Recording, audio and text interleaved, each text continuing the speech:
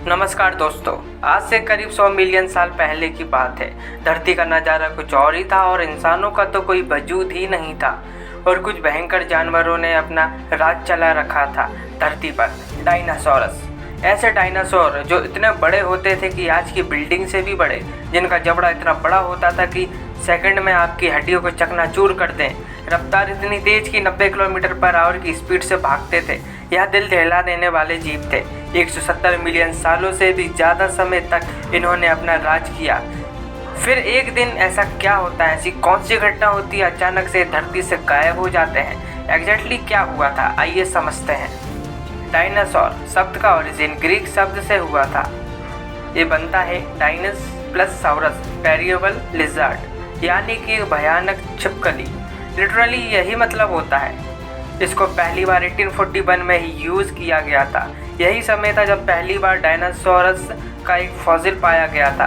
Richard ion नाम के एक ब्रिटिश साइंटिस्ट जिन्होंने पहली बार इस शब्द का प्रयोग किया था। उस समय लोगों को इसकी जानकारी नहीं थी कि डायनासोर क्या होते हैं और कैसे दिखते हैं, और शुरुआत में डायनासोर्स की ड्राइंग बनाई गई थी कि वो कैसे दिखते होंगे।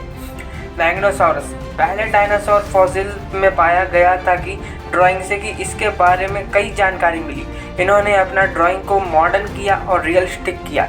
आज के दिन 10,000 से ज़्यादा फॉसिल्स निकाले जा चुके हैं डायनासोर्स के दुनिया भर में, जिसमें 900 से ज़्यादा स्पीसीज़ को आइडेंटिफाई किया जा चुका है। तो फिर सोच कर यहाँ लगे कि हम खोद कर और कितनी चीज़ें खोज सकते हैं।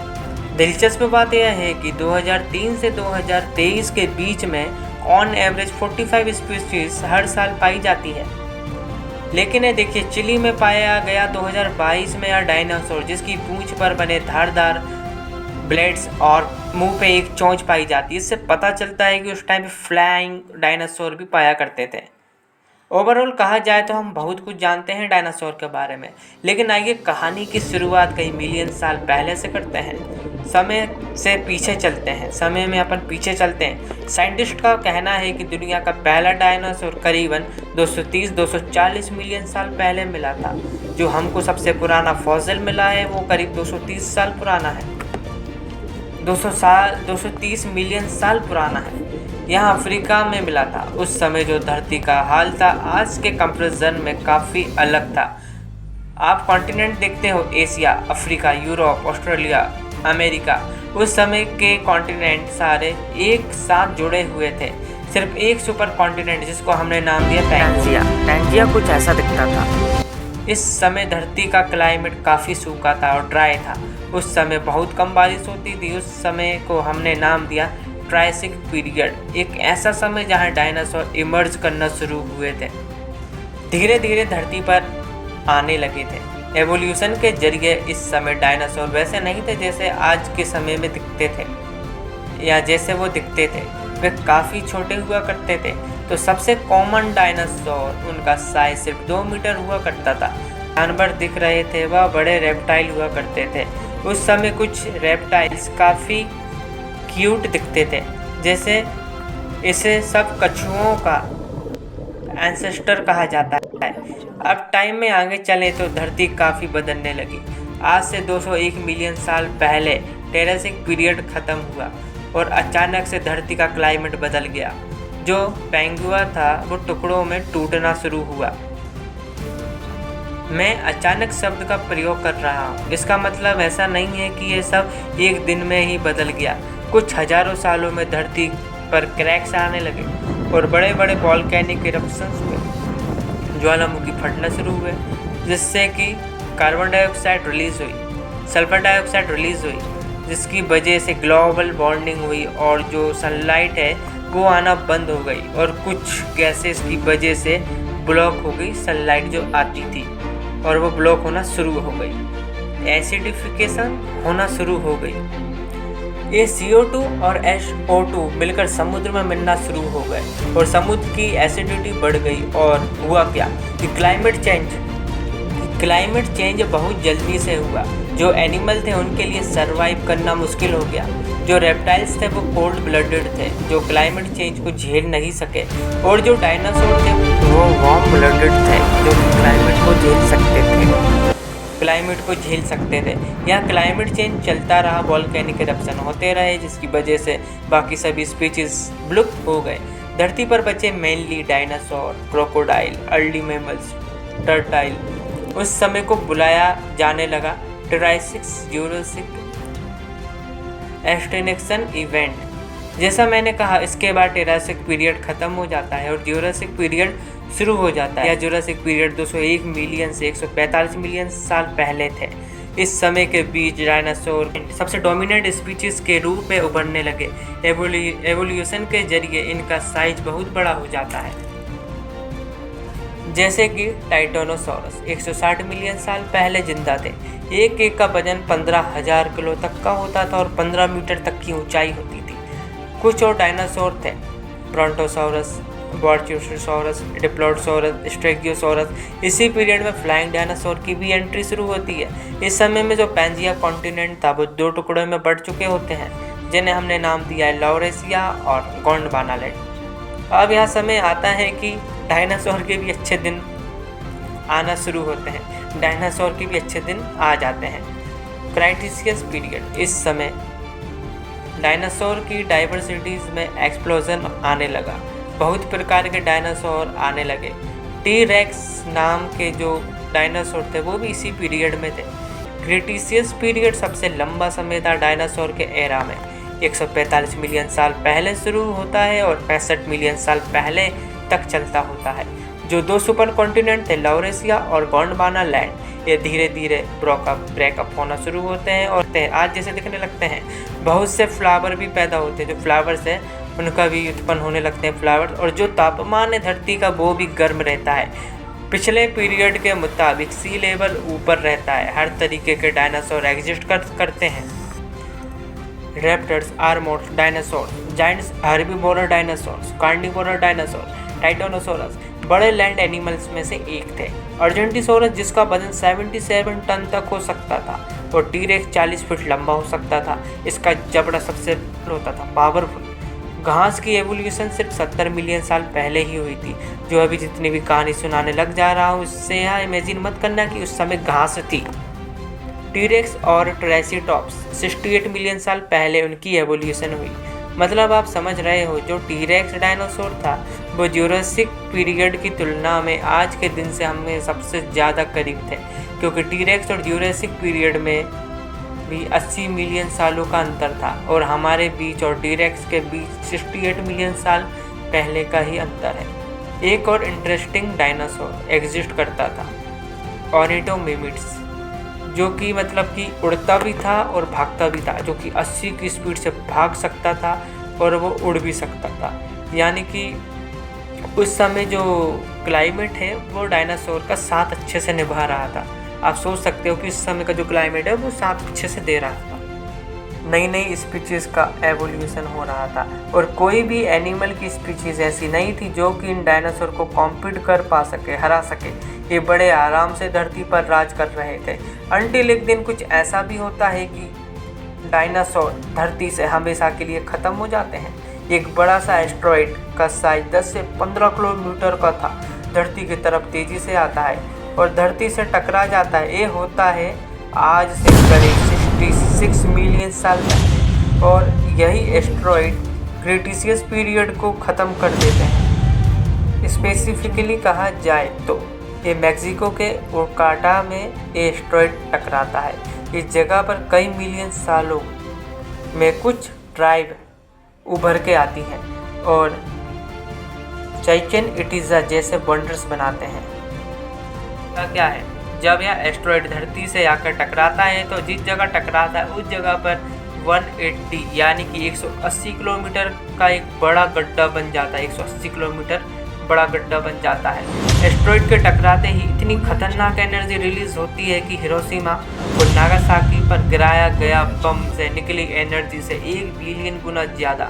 इतना बड़ा धमाका है कि पलक झपकते ही सब कुछ खत्म हो जाता है। जो ज़मीन से जो मिट्टी होती है, यहाँ हॉट डस्ट ऊपर आसमान में मिलने लगती है।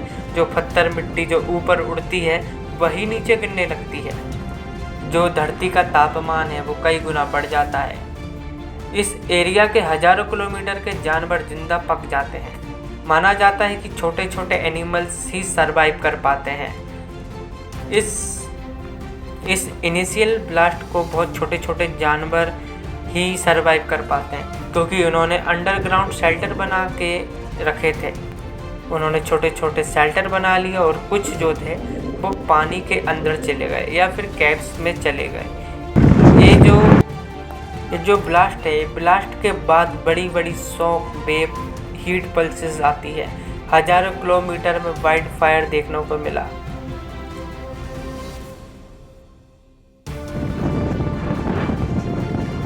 सुनामी आती है। कहा जाता है कि 2 किलोमीटर ऊंचा सुनामी आता है। वॉल्केनिक इरप्शन होती है और फिर अर्थक्वेक आते हैं। धूल के पार्टिकल जो थे वो धरती के ऊपर एटमॉस्फेयर में एक लाइन बन जाती है, जिससे कि सनलाइट ब्लॉक हो जाती है। अगले 1 साल के लिए न्यूक्लियर विंटर आ जाता है। तापमान बड़ी तेज़ी से गिरता है और अनुमान लगाया जाता है कि धरती पर फ्रीजिंग टेम्परेचर की वजह से कई सारे ट्रीज, प्लांट्स, एनिमल्स मारे जाते हैं। जब सनलाइट ब्लॉक हो जाती है तो फोटोसिंथेसिस करना इम्पॉसिबल हो जाता है प्लांट्स के लिए। प्लांट्स मरते हैं तो हर्बीवोरस एनिमल मर जाते हैं। फिर एनिमल्स जो होते हैं कार्निवोरस एनिमल, वह भी मर जाते हैं, क्योंकि उनके खाने के लिए कुछ होता ही नहीं है। यह एक चैन रिएक्शन होता है। जो जानवर बच पाते हैं वो छोटे ओमनिवोरस जैसे कि मैमल्स, लिजर्ड, टर्टल्स, कुछ चिड़ियाँ। यहाँ जानवर इसलिए जिंदा रह पाते हैं क्योंकि स्कैवेंजर्स की तरह सरवाइव कर पाते हैं। जो मरे हुए डायनासोर हैं, फंगस जो उनमें उग जाती है, उनको खाने लगते हैं, तो उसकी वजह से वह सरवाइव कर पाते हैं। एस्ट्रॉयड के इम्पैक्ट ने कई कार्बन रॉक्स को तबाह कर दिया था। सल्फर और कार्बन फिर से एटमॉस्फेयर में जाने लगी थी और अगले कई हजारों साल तक जो सनलाइट होती है वो रिड्यूस यानी कि कम रहती है और ऐसे ट्रेंड कई हजारों साल तक रहता है। जब न्यूक्लियर विंटर का अंत होता है तो जो ऊपर जो धूल रहती है, डस्ट होती है, वो सेटल डाउन होने लगती है। तब सनलाइट फिर से आने लगती है। लेकिन प्रॉब्लम तो यह है कि कई सारी कार्बन डाइऑक्साइड जिसने एटमॉस्फेयर में फैल जाती है, जिससे कि कई ज़्यादा ग्लोबल वार्मिंग देखने को मिलती है। तो सोच के देखो कि एक एस्ट्रॉयड ने धरती को कई हजारों सालों तक का हुलिया बदल डाला, तो एस्ट्रॉयड क्या ही नहीं कर सकता।